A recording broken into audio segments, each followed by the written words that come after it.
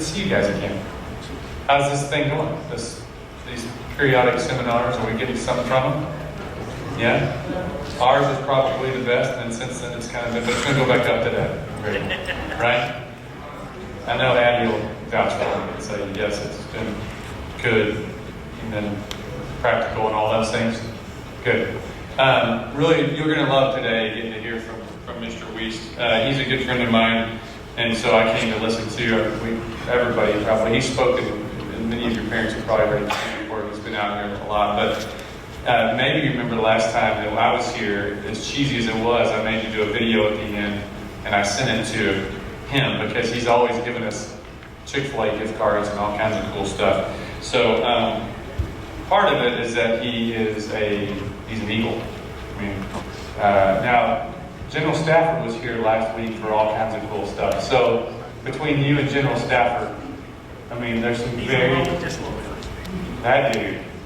Oh my gosh! Did y'all get to see? Did you make it see General Stafford last week? Yeah. He's only gone faster than any human being ever, which is kind of cool. But let's talk about Mr. Wiest, Aaron Wiest, and he is a very, very good representative of Weatherford and what the things that you can accomplish. So I want to introduce you a little bit and talk about his family. Aaron and his wife Dina have been married for 33 years, so that may be like 34 now, is it?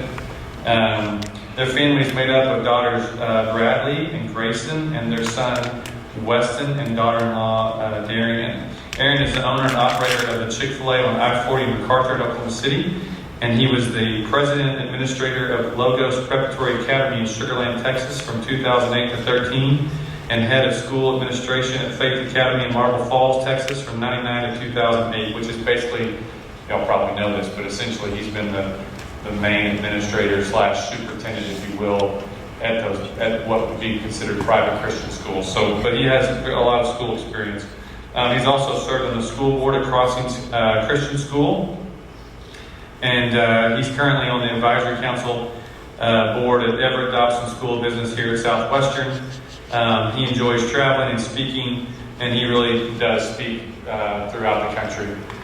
We've been blessed to have him come speak here on multiple occasions, and he's also a great guy. But he's going to give you some things not only about the Chick-fil-A culture, but just in business in general. And so I think please listen and ask questions, and when you get to the end, take notes. And without further ado, Mr. Aaron Wiest. Okay, I'm not a podium guy, I'm a walker, so if that's okay. Plus those lights are bright.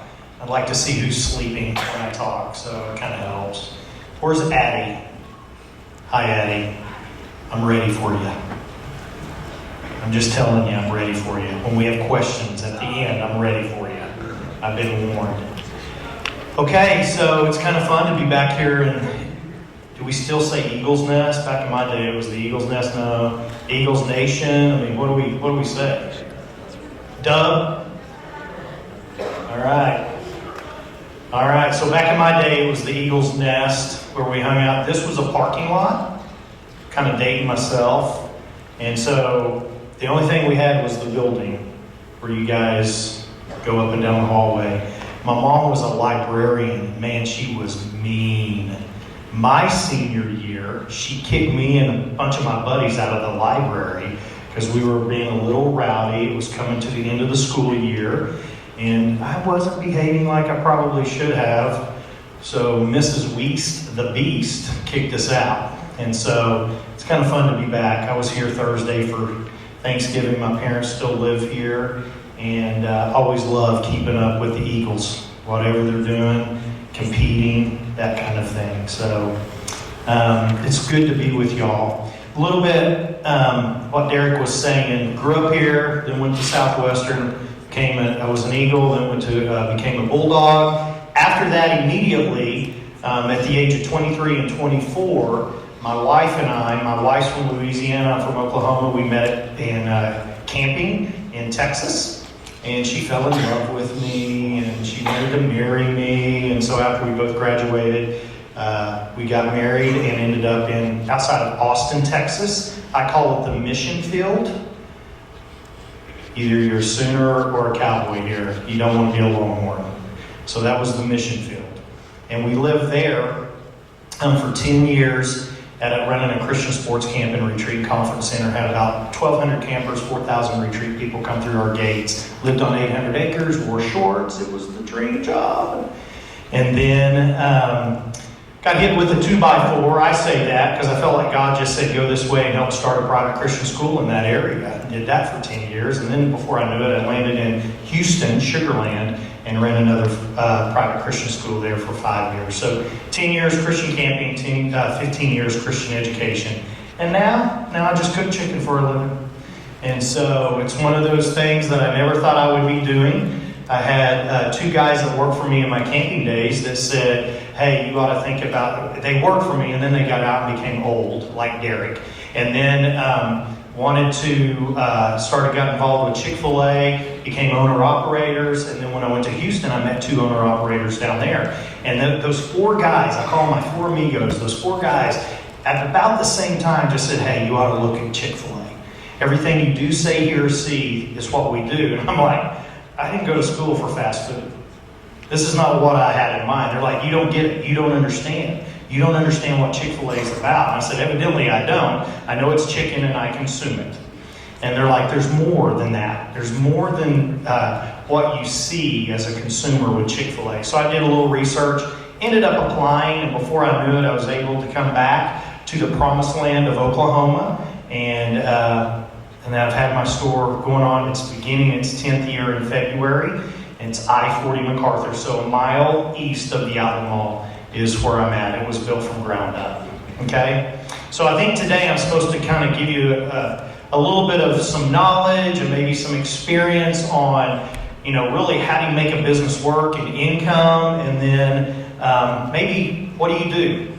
Part of earning an income is also being a giver and how you help support things. And every one of you all have benefited somehow or some means from somebody that has given. Either given of time or of money or a donation that you're a part of. But you got to have income to do that. And so there's no one better than Truett Cathy, who's our founder of Chick-fil-A. He passed away in 2014 at the age of 93. He was still at the helm of Chick-fil-A at 92, still making decisions, still in charge. Matter of fact, in his 80s, he was teaching 7th grade boys Sunday school class in his 80s. He did it for over 50 years. Crazy. But Truett had an entrepreneurial spirit, and he had a heart of giving. And when he died, I'm going to show you some videos throughout this, but when he died, he was a billionaire. Not a millionaire, a billionaire. And as you see some of these videos and we talk through them, and you're going to see the heart of a man that was grounded in who he was, but used his strength and passion and energy and interest to go out and be an entrepreneur and make money. Okay, so I'm going to kind of start off with a couple videos. And one is just about Chick-fil-A, who we are, because culture is very big in what you are and what you do. As you get out, seniors, and you start going to college or you're going to immediately go work, what you're going to want to do is kind of entertain that interest, that passion, that desire, that drive of, hey, I want to be a doctor, I want to be a Chick-fil-A owner, I want to be a banker, I want to be an educator. Whatever it is, you're going to have some passion and interest. But also I want to challenge you, be open to what you're supposed to be doing. My track history. Graduated as an Eagle, graduated as a Bulldog, ended up in Christian camping, ended up in Christian education, and now here I am, cooking chicken for a living. But some of my groundedness and things that I do has not changed. I have an entrepreneurial spirit. Built a camp from ground up. Built 2 schools from ground up. Built a store from ground up. And that's just kind of how I'm wired and drive. I like that thrive of solving problems, and let's build a culture that is healthy. Does that make sense? So Truett has built that also in his business called Chick-fil-A. So let me give you a little bit of a video and then I'll come back.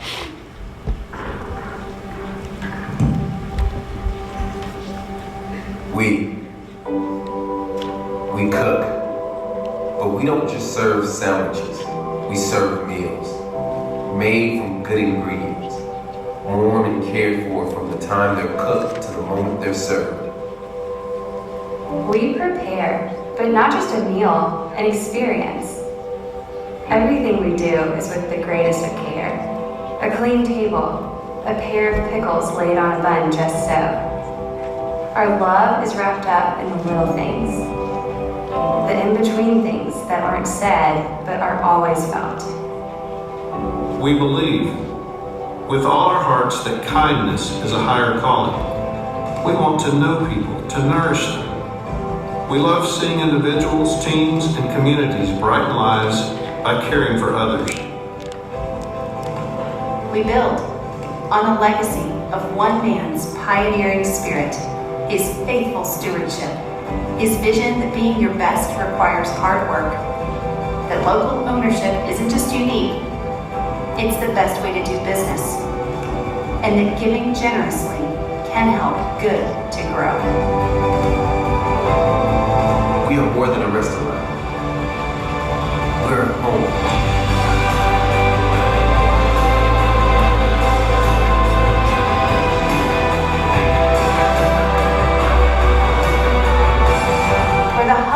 Just as tender as the chicken, the smiles just as sweet as the lemonade, and the conversations just as nourishing as the meal. To those we serve, neighbors, Friends, family. We are Chick-fil-A. we are Chick-fil-A. We are Chick-fil-A. We are Chick-fil-A. We are Chick-fil-A.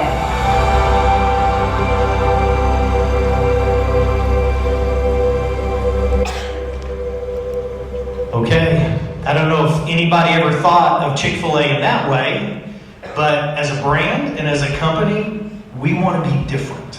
And that's because Truett's heart is different. The way he led, the way he drove, the way he engaged, the way he empowered people to be able to go and be successful. Now, I know several of y'all probably go, oh, Aaron's successful. He owns a Chick-fil-A. My question would be, define success. Is it money? Because my store in sales this year is probably going to do about $7.8 million. Derek has a brother-in-law that's very involved in my journey that lives in Tulsa, who's now an owner-operator. But David was very involved in my journey becoming an owner-operator. His store will probably do $12 million.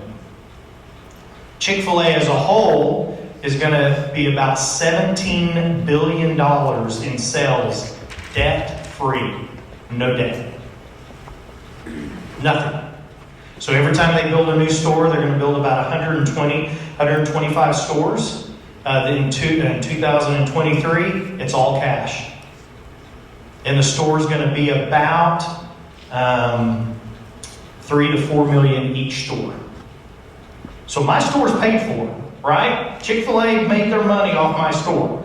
Because I've been doing 10 years, I'll be hitting 7.8. So if you define success as money, then yeah, I'm probably pretty successful. Chick-fil-A is probably pretty successful.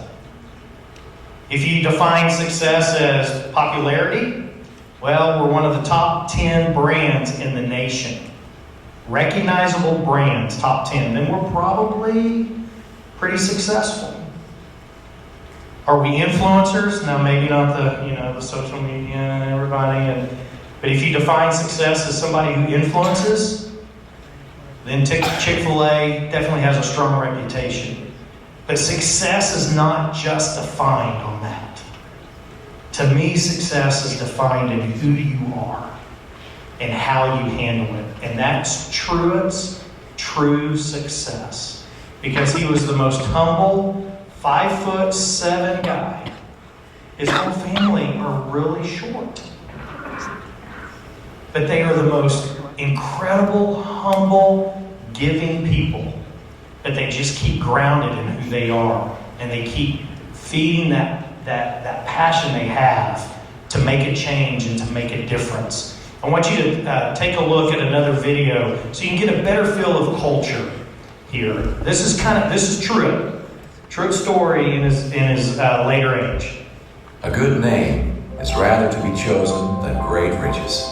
Proverbs 22:1. S. Truett Cathy. A larger-than-life character who flourished from despair and lived his life to inspire and enable others to do the same. He was the embodiment of humility, patience, service, and grace. A good name indeed. Born during the Depression, Truett learned the value of hard work and customer service at a very young age. He was a true entrepreneur, not just a business owner. Today, his ideas, ideals, and legacy live on through his cherished family, friends, and business. He was the inventor of the chicken sandwich, but known for so much more.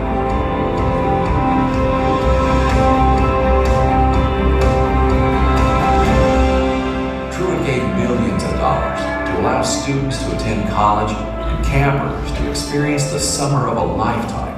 He established dozens of foster homes and countless philanthropies. He was a remarkable man, husband, father, grandfather, great-grandfather, and friend.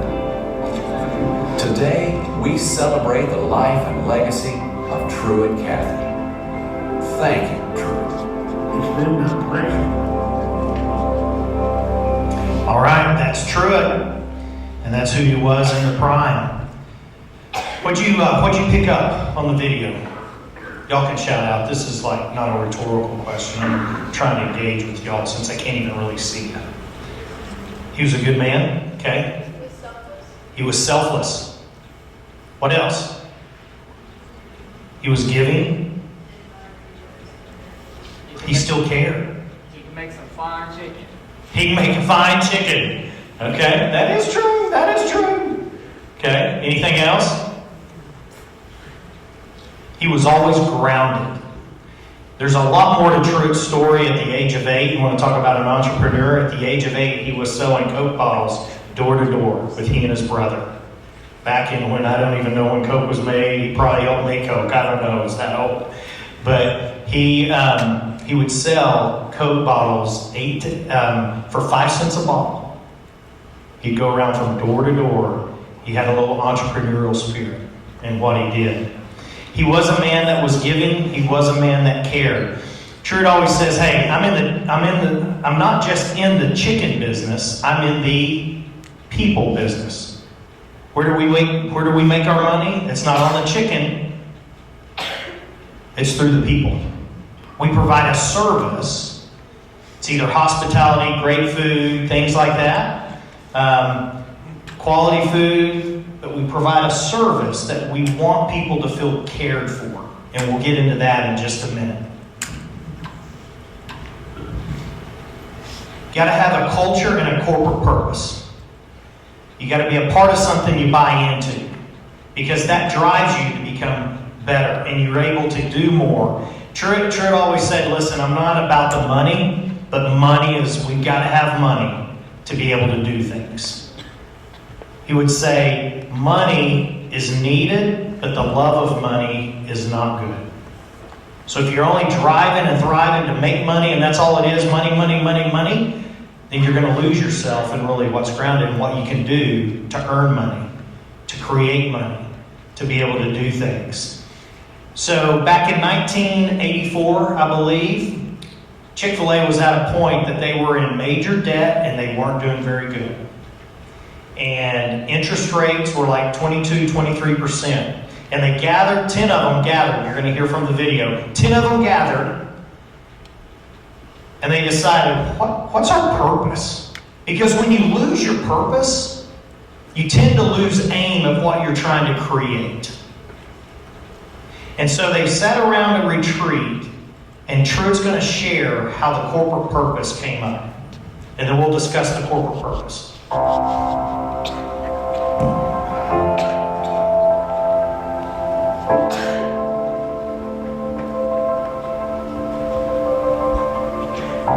1982, that we went into a new corporate headquarters, which was approximately a $10 million investment there, 100% financed. This is a year for the first time, and the Chick-fil-A was experiencing some decline in sales. In addition to that, this was when interest on borrowed money was 24% interest. This is a year also that all of our competitors went in, practically all of our competitors went into the chicken breast sandwich, which caused a lot of pressure being placed on the chicken market for the breast of the chicken, causing, of course, the prices to escalate. And so a group of 10 of us got off to a little mini retreat. We went on up North Atlanta to Pine Island to maybe share some thoughts together about what we needed to do to correct the decline in sales and some goals that we might set for our future. And so as we began that session there that morning, that someone got up to the blackboard, and the question came up, why are we here? And why are we in business?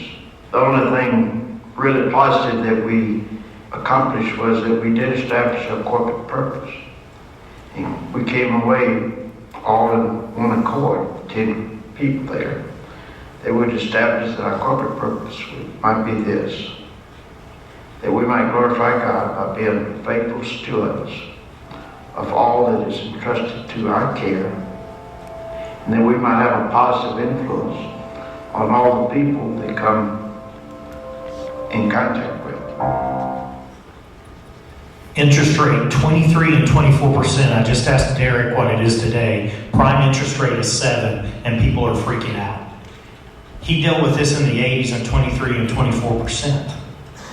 And today we're at 7 and people are still freaking out. Chick-fil-A was not doing good. Here's an interesting fact. Once they got their corporate purpose, once they said, this is who we are, Chick-fil-A, as they started operating, started just exploding in sales.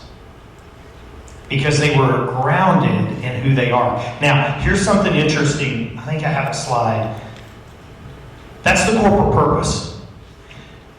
Do you see anywhere at all in the corporate purpose to be the largest chicken franchise in the nation, to the best chicken restaurant in the nation, to be the best of best whatever it is? It doesn't. It doesn't say anything about that. It's about who they want to be, and then how they do it is through chicken. Something else we want to be is known as the world's most caring company. And we do it by winning hearts every day. Every day that my team comes in, I have to remind them, hey, don't forget to love on guests. Love on guests. Don't forget you're here to love on guests.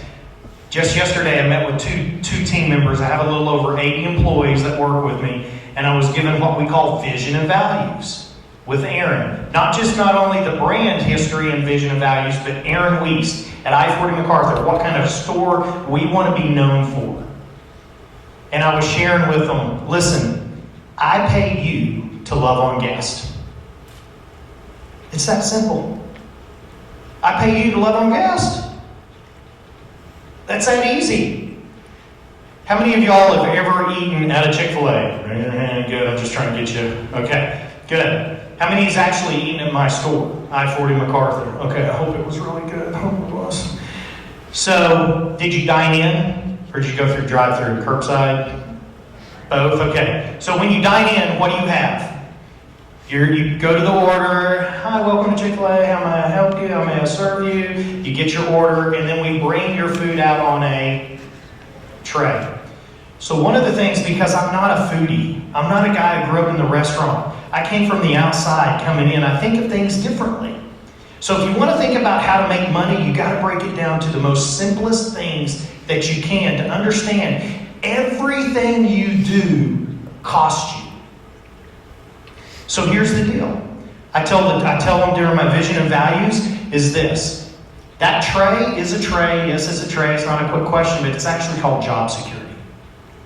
And the reason it's job security is because if we don't have trays that are stacking up on the compactor that we grab and we walk over to in the back of the house and we actually wash them and then we dry them and then we put a liner back and then after the clean ones come back, we bring them up to the front where we bag everything and then we put food on them and then we take them to the guests. If I don't have trays, if you don't have trays, going to the back, being washed, dried, clean, and brought back up, that means people aren't using trays. And if people aren't using trays, that means people aren't coming in. And if people aren't coming in, that means, guess what? I'm not making money. And if I'm not making money, I don't need you. Right? So everything we do has to be thought of. How do we become the world's most caring company? So I tell them, that is a tray, but it's called job security. When you're greeting a guest, it's called job security. When you're wiping down the table, it's called job security. When you're outside and it's 32 degrees and the cold front comes through and it's 5:30 at night and the sun's setting in the west and my drive-thru's on the east and my team's freezing, that's job security. You love on those guests. Because money's taking place. There's an exchange of money and food. But what we want to clothe it in is to be known as the world's most caring company. Does that make sense? Here's something, if you're taking notes, this is something you can apply whatever you do. Cared for people, care for people. Doesn't matter if you're an engineer. Doesn't matter if you're an entrepreneur and you're doing whatever you want to do. Cared for people, care for people.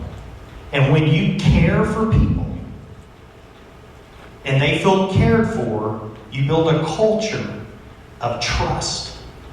Even I build that with my employees and guests. We want to be a company that cares for people. What happens if we didn't have that mission of ours? Do you think Chick-fil-A would be as strong as we are right now? No. I mean, there is a major chicken war going on. Almost any fast food restaurant has a chicken sandwich. And you know what's interesting? Every one of them have pickles on them. True said, I didn't invent the chicken, but I did invent the chicken sandwich, and he did. He's the first one that put that breasted chicken between a bun and pickle. And then, boom, here we are in 2022, getting ready to be 2023. A sandwich. Bye, guys. Y'all have fun. I heard y'all were leaving me. It's okay.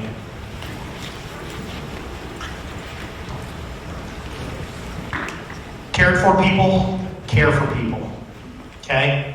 Here's a video that we use for training because we really want to press it on. But you have to understand our business is not just about the chicken sandwich.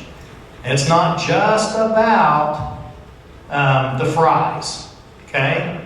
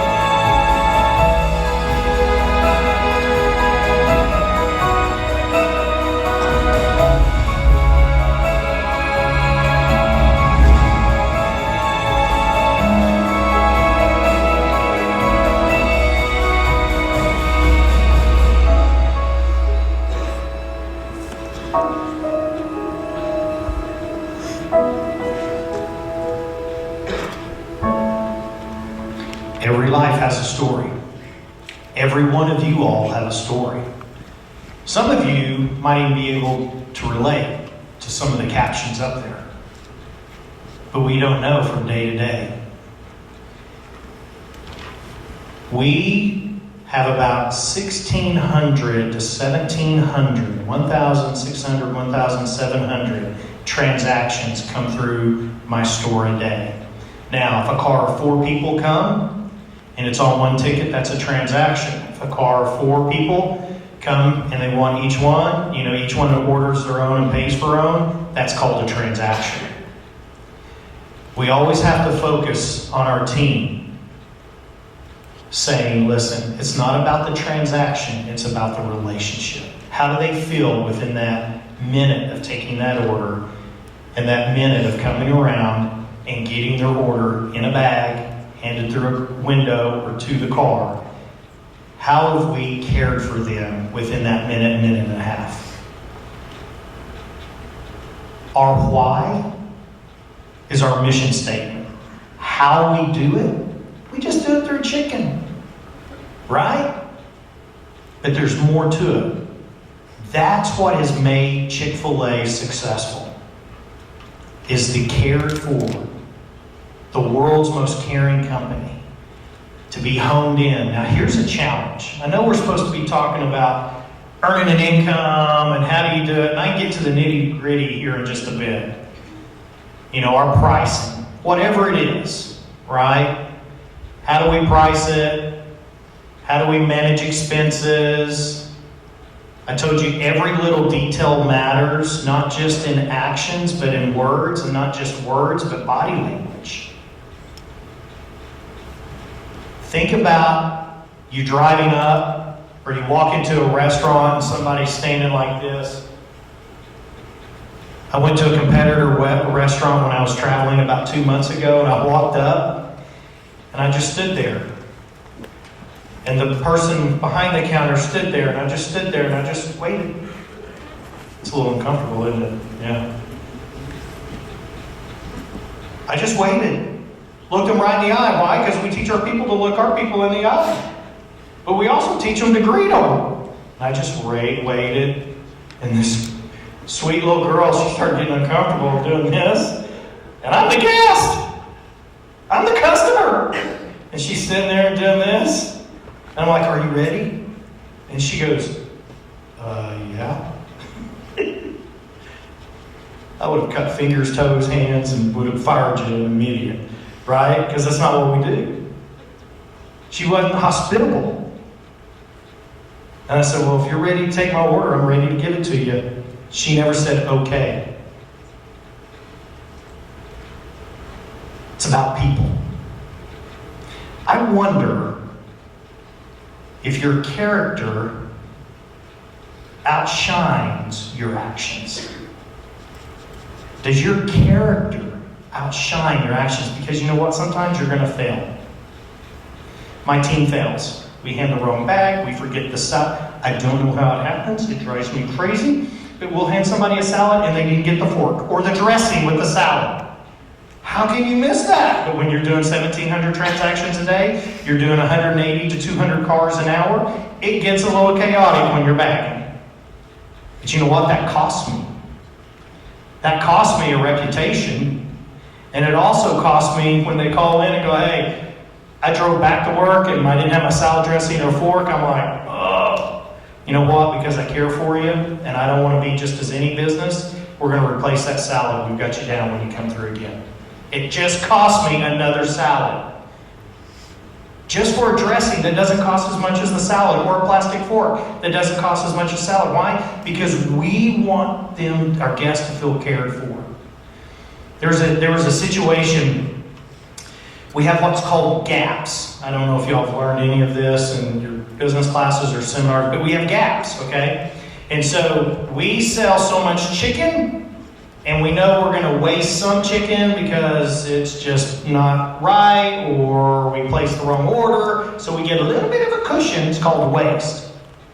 And then the bottom line is the expense. And in between that is called the gap. And so we have a paper gap, we have a food gap, we have a dessert gap. We've got a cup gap. Every time a cup drops on the floor in a restaurant, we can't use it. I don't go, put it back in and fill somebody's drink up. We have to throw it away. And so we have all these gaps. Well, my chicken gap was really high. Almost to the point that I thought somebody was stealing chicken out the back door. Because we do inventory. Every month, we're chasing chickens. We're counting chickens. Every month. So, my main man, my main director, told the kitchen staff, every time you drop a piece of chicken on the floor, as you're pulling it out of the fryer and you're putting it in the pans, a little chicken nugget just falls right out. Just pick it up, put it in this container. We did it for a week. Can anybody guess how much money in 1 week, just little chickens on the floor, how much money we lost? $328 and what? And you know what? You're close. $3,000. $3,000 of little bitty chickens all over the floor because the kitchen staff was not being careful with pulling out the chicken. Now, I do have to say, the kitchen staff, the back of the house staff, they are running around like chickens with their heads cut off. Can you imagine all 1,600 orders coming on your screen and you're trying to get with pickle, no pickle, with cheese, what kind of cheese? You know, do you want lettuce? Do you want tomato? So they're flying, right? They're back there. I call the back of the house the heart of who we are.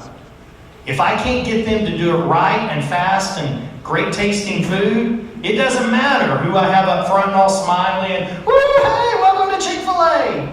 The front of the house is the face, the back of the house is the heart. Because that's where it happens. $3,000. Every month, I get a report, and it tells me my gaps. What do you think is the most expensive thing I have on my menu? Fruit cup? Chicken sandwich? Come on, talk to me. Shakes. What'd you say? Shakes. Shakes? The party platter. Whipped cream. So if my team overfills your shake that you're like just craving, you're just wanting that whipped cream, that little cherry on top, that little whipped cream, they fill your cup up, and it's just like, I'm losing money. Because the recipe doesn't count for, it counts for. That's how much money. What do you think I make the most money on? Fries. You're totally wrong. Fries. Chicken is very expensive right now. Fries, sauce. Let's talk tea. Oh, so if I can sell you a tea, get you a little upgrade, you know, a little large instead of medium, ching ching! I'm making some money. It's fun.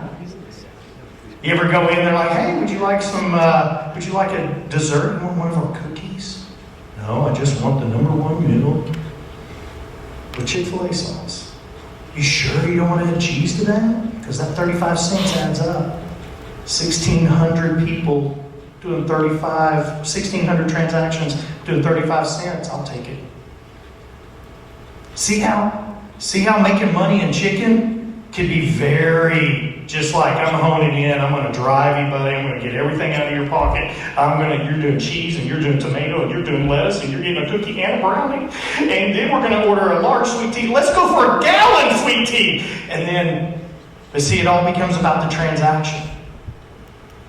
And it doesn't come about the relationship. See, there's a fine line. Are you loving money? Or are you just trying to earn money to do things that are better? Does that make sense? $3,000 of nuggets sitting on my floor in 1 week. There's 4 weeks in a month. Somebody holler out how much I lost that month. 12 grand. It's a little rough. It's hard to swallow. No pun intended. All right? So, I'm going to show one more video, and I'm going to close with some of Truett's thoughts and who Truett really was at the heart. And then I'm going to have just a few minutes for Addie to ask some questions, and anybody else, okay?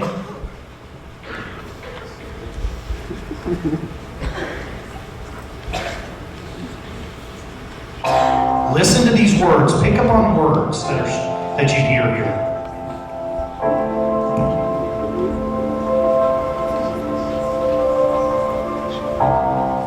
I'm not sure what mediocrity really means, but to me it sounds like to me it's kind of a bad word. A word that I don't want to be associated with. I have no desire to be another McDonald's or Burger King or Kentucky Fried Chicken. I'd rather have one place and do a good job than have hundreds of places where 10% of them are not doing their very best. So I ask you to ask yourself, are you performing at your very best? And it's surprising the miracles that take place when we're performing at our very best. If I should ask you if you had a choice of achieving success or achieving excellence, which would you choose? There's a lot of people that achieve success, but generally success is only a temporary arrangement. Success comes and goes, but excellence endures when success moves on.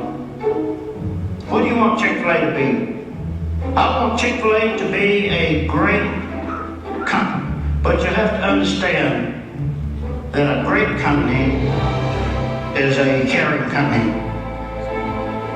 It's your responsibility to live up to the reputation that we tried to capture back in 1946 and treating your customers, treating just like you'd like to be treated. We have a great opportunity to influence the lives of other people. And I would hope it would be for the influence of good.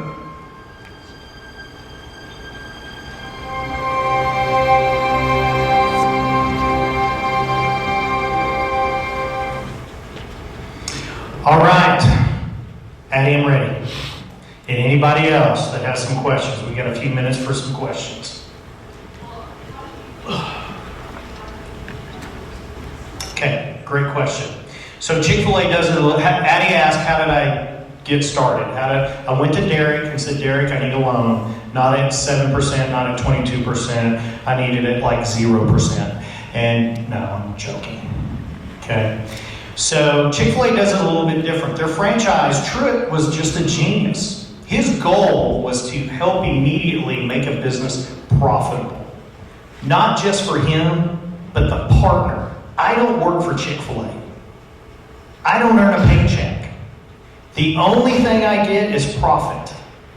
So at the end of the month, which is today, and we do all our inventory and we pay everybody and we see our gaps and everything's paid for, and Chick-fil-A says, hey, you are $100 in the green, not the red. You've netted or you've grossed $100. I get $50 of it, Chick-fil-A says, and says, Aaron, you get the other 50. And by the way, you get to pay your taxes out of that 50 because you're not an employee of mine. So I only earn money from what's called profit. I'm not guaranteed any money. That's a little bit of a drive to make sure you do well, right? It's pretty easy just to be able to work for a company and you're going to get that same paycheck and hopefully cost of living year over year increase, that you're stable and secure. Take somebody that has a little some craziness going on, want to be an entrepreneur, and only live for profit, work for profit. So how does it start? Chick-fil-A, normally you're doing a franchise with Subway, McDonald's, Taco Bell. You've got to have at least a net worth of a minimal of $500,000, some up to $1 million to $2 million, depending on the brand. Then you also have to get loans to be able to help pay for the building and the lot that you're going to build on. You're just basically using their brand and their system. Truett did it totally different. Truett said, hey, we want to partner. We're going to try to make as much money together as possible. It's not going to be just a one-way street. So here, If you're accepted, it's very hard to become an owner-operator. When I was going through, there were 20,000 people a year applying to be an owner-operator. There's 140,000 people today. It can take anywhere from 2 to 3 years to go through the process today. When I was going through it, it was 2 to 5 years. It's very intense. But Truett said, hey, you give me today, it's $10,000, and I'll build the building. I'll own the building. I'll own the equipment. But you're in charge of maintenance of the equipment, maintenance of the building, and then we'll share profit. So I show up in January of 2013. The building's being built. I don't own the building. I don't own the property. But the keys are turned over to me. I own the business. The employees actually work for my Weist Fam LLC. They don't actually work for Chick-fil-A. They represent the brand, and Chick-fil-A is my payroll company. Does that make sense? So for $10,000 back in the day, it was $5,000. They've upped it because the demand is so great. It's $10,000 if you're chosen to be a partner. Not an employee, but a partner. It's very intense. Okay, any other questions? First one, 1946 Dwarf House in Atlanta. Here's kind of a fun story, real quick. Truett and his brother opened this restaurant. It wasn't even a Chick-fil-A. It was a restaurant. Okay? And it was open 24 hours a day, 7 days a week. And it was right across in Atlanta from the Delta headquarters. And at 2 o'clock in the morning, when that shift changed, they'd hear the cars drive up on a gravel parking lot. They'd get out of bed because they lived above the restaurant. They'd go down and wait on guests at 2 o'clock in the morning and go, hey, what do you want? And that shift changed. Well, the brother was killed in an airplane crash years later, and Truett realized, I can't keep this up. It keeps me from going to church. He was a man of faith, very, very strong faith. He missed being able to be involved, and then he said, I realize not every employee who works for me has the same faith value, but at least they would get a day off and be able to spend time how they wanted it or with family. And so from there, Truett, that kind of changed the trajectory of where Chick-fil-A was going and where it started. So the Dwarf House. I saw a hand up there somewhere. Yes, ma'am. We cut off fingers. Okay, she asked, how do we keep employees with the best attitude? So we cut off fingers, and then we send them home, and then if they grow a finger when they come back, they can stay. So, now, honestly, every life has a story, and we understand that. We understand there's parent problems. We understand there's boyfriend-girlfriend problems. We understand there's life problems. We understand that whatever. So we want to show that we're cared for them. And if we can tell, we might just pull one and go, hey, are you good? What's going on? How can I help you? What do you need? But we also have some tenets that we put in place, and one of them is professionalism. And one of it, so here, I'll close with this. I tell my team, and yesterday I told the 2 team members, listen, I'm not looking for anybody who wants a job and a paycheck. That's not what I'm looking for. If it's a job and a paycheck, go next door to Qdoba, or go next door to Panera, or go across the street. I don't want anybody who wants a job and a paycheck. It is a job, and you will get paid. What I'm looking for is somebody that wants to buy into the vision and mission and values of Chick-fil-A and also at I-40 MacArthur. And I look for 4 things in an employee. 4 things. I look for a heart that allows us to grow them, stretch them, and challenge them, but yet hold them accountable. Grow, stretch, challenge, but yet hold accountable. Shake my hand. It's the pinky. It's the pinky that puts the grip in. That's the accountability. If they don't allow us to hold them accountable, then they're not going to be grown, stretch, or challenge. If their heart's not ready, so we might check them. We might do a little hockey glass check. Hey, we're going to hold you accountable, but what's going on? As small as, hey, I've noticed the past 3 transactions you've not said my pleasure when they say thank you. Or, hey, Aaron, my pleasure, good job. Aaron, you've been filling the cups full of ice when they want a beverage, and that's not our recipe. Our recipe is half a cup, unless it's tea, because it's hot and it melts the ice. So we pull the tea, put the tea we have full of ice for tea. We have a recipe for everything down to the cent to make sure it's profitable. But it's not about the transaction. It's about the relationship. It's not just about the guest. It's about our employees. Okay? Hey, thank y'all. It's been so fun to be back here. It's been like forever. This building wasn't here, so it's kind of fun for me to be in it. All right? Hey, I want to leave y'all with one senior challenge. It's kind of like an employee, a director that his last day was with me yesterday. And I said, Law Dog, I want you to go change the world for whatever's next, but I want you to finish strong. Seniors, I know it's hard. It's hard. But let me ask you, does your character outshine what you're doing? Finish strong. Leave a legacy here. The next group can come up, the juniors can take over after y'all graduate, but finish strong. Let your character outshine. It's about relationships, not just getting the academics done. Make a difference. Go change the world. Thank y'all.